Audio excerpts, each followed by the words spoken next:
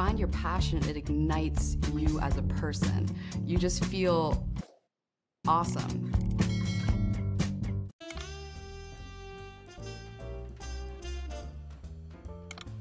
Hello, my jiu-jitsu sisters. What is going on? If this is your first time coming to my channel, welcome. You've definitely picked a good video. If you're a returning subscriber, it's great to see you again. All right, so let's get down to it. Let's talk about self-defense. So this can be applicable for both men and women, but I'm more familiar with like the female experience. So that's the perspective that I'm gonna talk about today.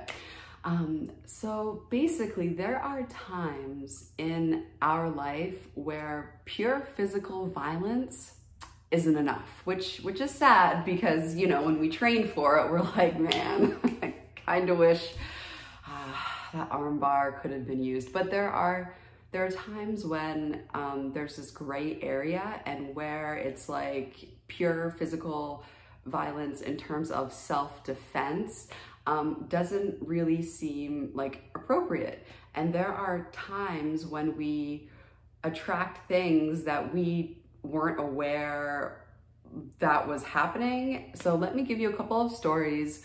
We're gonna go through some like life lessons, and we're gonna go through 5 ways to like better prepare for these situations. That way, when they come up, we're like, okay, I have tools in my toolbox and I am prepared to handle any situation, all right?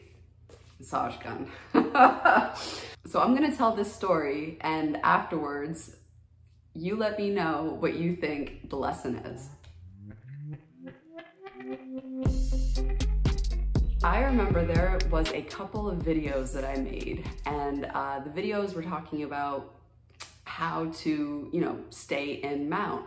And during these videos, I remember feeling the vibe of like, you know, the vibe in my first school was basically like we would do these techniques to each other, and when you apply like a lot of pressure, you know, we would basically laugh at the pressure being applied to like the other person and how they were trying to pretend like it wasn't miserable.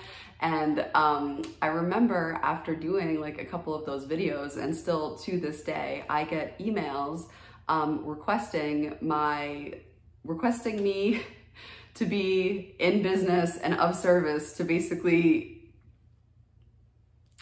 put pressure on people in return for payment. So I actually attracted people who like wanted me to dominate them, and I did that unknowingly. Okay, I'll tell you another story. I remember one weekend I was bouncing, okay? Back in the day, I used to bounce on the weekends. So I was bouncing, I was standing on this podium where you could overlook everybody, and only females could get on that podium. So I'm overlooking everybody, just making sure everybody's safe, you know? And all of a sudden, this female came up to me and she started like getting really close to me and like getting really grabby. And at that point, I was a white belt, couple of stripes. I had no problem defending myself physically against any male who would do that to me. Like I was handing out murder chokes like left and right. Like if you flirted with me and I didn't feel the least bit comfortable, it was like murder choke, murder choke. Like I am a bouncer, you're not supposed to touch me. But when she started to like make me feel uncomfortable, I never visualized like having to defend myself against a female making me feel uncomfortable and awkward. So because I never really imagined that happening to me, I just like stood there like what am I supposed to do? And like my face got completely red because everybody was looking at this and I'm like not sure what to do. And I look over and my other bouncer coworker is looking at this situation of me turning bright red and this female like basically, you know, that it was unwelcomed advances, and he's just laughing his ass off while I'm just turning beet red, being like, I've never mentally prepared for this situation. I've been training jiu-jitsu. I've never thought this situation would happen to me. So like after hearing that story, like what do you think the lesson is? here I had trained jujitsu, right? I was not afraid to use jujitsu against certain people, but I had never envisioned like that type of interaction. When you're out and about and you're thinking about self-defense, you're typically thinking like, okay, this is gonna be a male that comes out of the bushes, it's gonna be a person that comes out that I don't know, that I'm going to then be, it is going to be a clear-cut, like, violent exchange in which I will use my jujitsu. Like, had that female came up to me, right, and had she punched me in the face or did some sort of violent transgression, it would have been easy to use my jujitsu because the trigger would have been there. When it starts to get a little gray is when there isn't that immediate trigger. It's like boiling a frog, you know, like they jump out if you put them in 100-degree water, but if you start incrementally turning up the temperature and it's just slightly awkward, like things can get pretty weird. So I have some notes on what we can do, because weird stuff can happen. I mean, I've gotten requests to be a dominatrix. When I was a bouncer, that had never happened to me before. I had never attracted females to me before. That was new to me, but in the role of a bouncer, that's what happened. And now, you know, we have reports of like 16-year-old girls doing jujitsu and they're like, coach, I didn't ask for it. Can you get the D away from me, please? First of all, like, it's always good to be aware of like the law of attraction and what may be becoming attracted to you. And sometimes it is super surprising to be like, oh, I never knew that being a bouncer and having this image and like this type of aura would attract females to me. Like I didn't know. And sometimes it can be the same with like going through life. Sometimes it just happens. So it's always good to be, to have like an eye out of like, okay, who is like clocking me? Who is like being a little too interested? Who is like spending their attention on me, and why are they doing it? So especially like if you're a younger person, when I was younger, I thought that everybody had like the best of intentions because I did. Like I was just like, oh, like everybody's great, everybody loves everybody and blah, blah, blah. And then you go through life and you're like, the only person I trust is my dog, and I don't even trust my dog if I leave him alone with food. You know what I'm saying? It's really important to like become aware of who's giving you a lot of attention and to like take note of that. And it's not always like a bad thing, but it's always good to like, to be aware of that. And then also like, also know that like your, like the mood and the feelings that you feel, it's important to acknowledge that and to know like where it's guiding and leading you and what may be attracted to that. Like, so for example, if you are like walking down the street and let's say it's dark out and let's say you are scared and it's a dark alley and you do not feel confident walking down that dark alley, like girl, avoid that dark alley. Like if you're walking and you feel confident, then things are less likely to happen to you if you are confident and you give off this like confident aura, like you better know with me, like bitch vibes, than if you are walking around kind of like, if maybe you're going through a time period where you're not feeling so good about yourself, or you're like, your head's down and you're kind of like doing, you know, like appeasement behavior. Know that people who are attracted to that may be complete a-holes and are attracted to that because they want to be able to like be dominant over that and be controlling over that. So just be aware, like if, for example, you're going through a period in your life where like you're not feeling confident and, you know, maybe you're just going through a rough patch, like that always happens. Just be extra aware. Like if you are, let's say, on a date and the person that you're with keeps on habitually crossing a line that you have set. So for example, let's say you're going through a period of your life where you're not feeling very confident.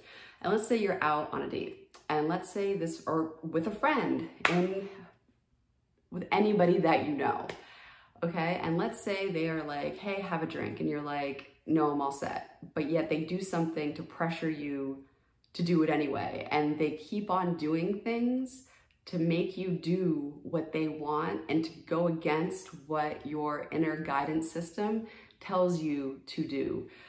That is your trigger to then get up and leave. And the reason why I titled this video like the subtle art of being a badass bitch, or basically just being a bitch, it's having the ability to know when to not give a fuck about the feelings of the other person in that room because they have habitually crossed the line with you, and you need to leave because your inner guidance system is telling you that this is not for me right now. I find that too often sometimes we are taught to sit and endure, or to care about the other person's feelings, to not disturb things, to appease. And part of the humanistic, part of being a human is sometimes having these appeasement behaviors in order to avoid potential conflict. But if we're appeasing the other person by, you know, constantly apologizing, by avoiding this confrontation, by just saying yes or not saying anything because you're hoping that you just don't want any confrontation, not being a complete bitch in that moment in time is actually to your detriment, because that is part of self-defense. So the hard part is knowing when to just be like, okay, I'm out, because of the incremental boiling. You have little lights in the moment of this doesn't feel right. No, he's being too pushy, or maybe she's being too pushy. This doesn't feel right. But sometimes we just smooth it over and we don't act on what our inner guidance system is telling us. Sometimes we hear it, but we don't act on it because we don't want to ruffle the feathers of what's going on around us. We don't want to cause a social disruption. We don't want to, there's a good line that I'll read from a white paper about this. So, if motivated to repair the social relation and avoid aggression, which in humans includes physical violence, harsh judgment, ostracism, neglect, or damage to personal reputation, the individual engages in an appeasement behavior. If I don't go along with what is happening here, I could face repercussions in my social circle. In instances like that, it's really important to remember what I'm saying in this video and be like, oh, I need to act on my inner guidance system, and I need to be a bitch for a minute in order for me to leave this situation. And you don't have to be, you know, a complete bitch. There are degrees in which you can do this. What motivated me to make this video is hearing some of these stories of like a 16-year-old in jiu-jitsu, like some, you know, things happened like with her coach, and reading that story and seeing like the moments where she's like, you know, she's in the hotel room and he's serving her a drink and she doesn't want to, and he makes her play this game. And, you know, like you could tell that there were moments where she wanted to leave, but it's so difficult to listen and act on your internal guidance system sometimes, especially when you feel it's disrupting some sort of like societal allegiance that you have. That's why it's so important to be able to turn on that switch of like, hey, look, right now, like in this story, like I'm grabbing the water that I came here for and I'm leaving, and I'll see you tomorrow at the fight. Like, peace out.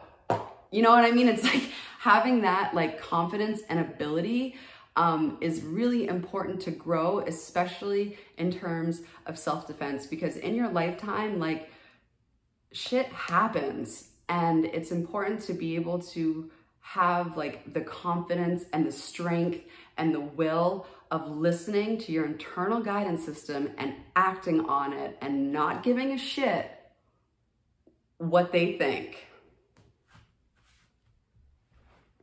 How about that?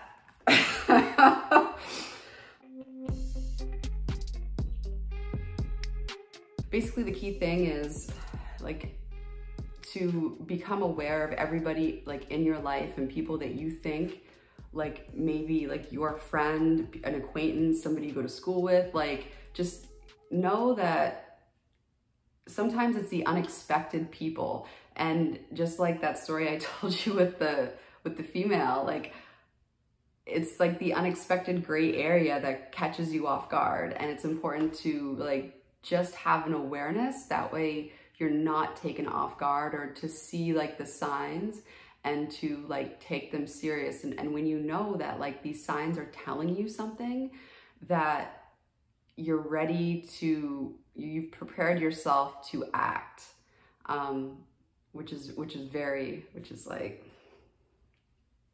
important. And so particularly like in, you know, the jiu-jitsu community where people walk in and, you know, there's a pecking order and there can be like a environment of superiority and rank amongst the belts. What's really important too, especially as like jiu-jitsu sisters, is to take time, especially like if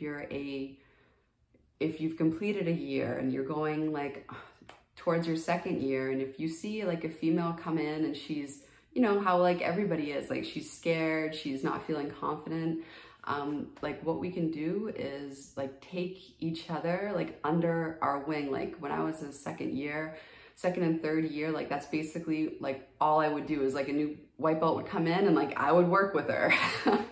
And that was like really important to make her feel like included and welcomed. And it's also important too to like be aware of, okay, who is not feeling confident? Is there anything weird going on around me right now that I should be like aware of? Because if we all have like watchful eyes and like, okay, like that isn't cool, like what do you, I'm watching you. Like just to let you know, I'm watching you. Don't try any shit. I don't care what belt rank you are. I don't care what the situation, okay? But all right, so thank you so much for watching. And I just want you to know that like, don't ever feel ashamed or that it's your fault or any of these, like it's, of course you may feel that, but like, just know that like, this is something, it's a learning experience now that you've had this experience, and you can learn from it, and you can learn like what to look out for and what not to look out for. And remember that like you are strong and you have the ability anytime to just be rude as fuck to save yourself. It's okay to be rude. If you feel this situation is not serving you, be rude and leave and do not care. Okay? All right. So if you've watched it all the way to the end of this video, we should definitely be friends. So definitely hit the subscribe button and let me know like if you have experienced this. I have my email down below. Like I am always here and I care about you and I give a shit and I feel very like protective, especially over, you know, women like in general, and men too, but but yeah, so I just, you know, I'm here for you if like you need to talk about anything. My door is always open, and hugs and love. Everything is always working out for you. How about that? All right, until next time. Bye. Always like very useful is like, let's say you're going somewhere and you are you're agreeing to meet somebody else, whether it's at their place, whether it's at your place, but you're going to be alone with one other person, it's always good to know how to leave. So that can be making sure you have Uber on your phone and a card connected to that, and knowing how to use Uber, and being prepared to use Uber at a moment's notice, and not being afraid to be like, you know what, I don't care if this is awkward, I'm leaving. It could be having an excuse prepared. Let's say you're out with friends, you're out with like somebody, and somebody is making you feel uncomfortable. Having the excuse of like, oh, somebody just called me, like I need to go, like your phone didn't ring. Yeah, I know. And just leave. Or let's say you're just you're in a conversation with somebody that's making you feel uncomfortable, or you don't want to be there. I love the technique of literally just walking away. Like I do not like feeling trapped in a conversation where I don't want to be in it anymore. And these are all examples of things you could even practice in daily life to build your muscle of, you know, like having the ability to turn on that attitude of, I don't care about your feelings in this situation. What's most important is my feelings. And right now, my internal guidance system is telling me to do this. So I'm going to do this because I am staying true to myself and true to my internal guidance system, that I am going to follow what is meant for me and what is serving me.